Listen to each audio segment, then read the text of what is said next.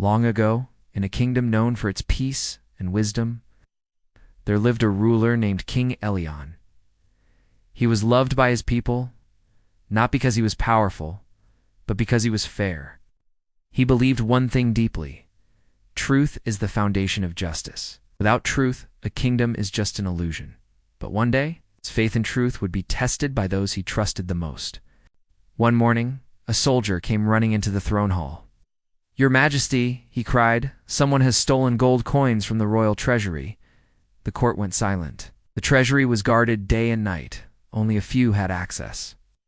The king's chief minister said, "Sire, it must be one of the servants." But King Elion raised his hand.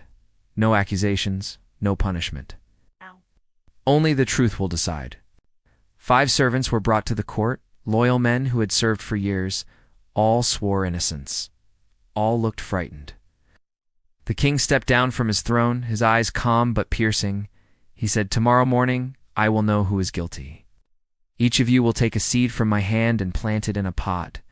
In 7 days you will return. Whoever brings the tallest plant will be proven innocent." They bowed deeply and took their pots, hearts pounding with confusion. That night, each servant watered his seed carefully. They prayed, waited, hoped. But one among them, Taran, the youngest, noticed something strange. Days passed, and nothing grew in his pot. He tried everything: sunlight, water, prayers, still nothing. His friends whispered behind his back, "Maybe he's guilty." Taran felt shame, fear, and despair. He thought about replacing the seed. But something in his heart said, "No, let the truth speak for itself." A week later, all 5 servants returned before the king. 4 of them carried beautiful green plants. Taran stood quietly with an empty pot, his head lowered. The court began to murmur, "Look at him, no plant. He must be the thief."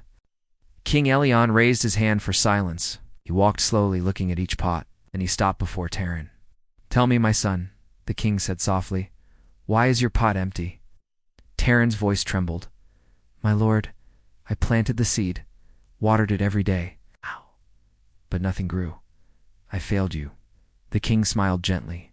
Then he looked at the crowd and said, "No, Taran, you did not fail. You passed the test." The hall went silent.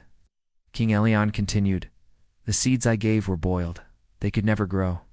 4 of these men replaced them with new ones to fake the truth. But this young man chose honesty over fear." The entire court bowed in awe. Taran fell to his knees, tears streaming down his face. "My king, I thought I disappointed you." King Elion placed his hand on his shoulder. "You disappointed no one, my child.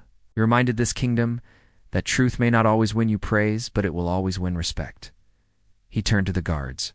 "Release the others. But remember, no punishment can be harsher than the weight of guilt itself." Days turned into months. Taran became one of the king's closest advisors, not because he was clever, but because he was honest.